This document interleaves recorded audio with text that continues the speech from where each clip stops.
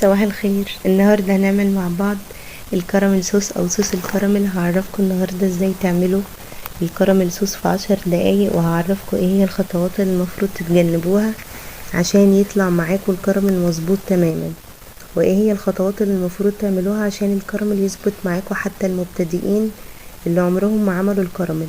النهاردة هتعملوه بطريقة سهلة جدا وسريعة جدا، هو اجمل والذ صوص كراميل هتجربوه في حياتكم. بس قبل ما ابدا الفيديو، لو اول مره تشوفوني انا اسمي اسماء. لو عجبكم الفيديو ما تنسوش تشتركوا في القناه ولايك وشير وفعلوا الجرس عشان يوصلكم اشعارات بكل وصفاتي. يلا بينا نبدا. معايا هنا اول حاجه الطاسه او الحله بتاعتي، رفعتها على النار ونزلت فيها بكوبايه معياريه من السكر، وعلى نار وسط بقى. واول ما السكر يبدا ياخد لون من الحروف كده هبدا اقلب فيه بالمعلقه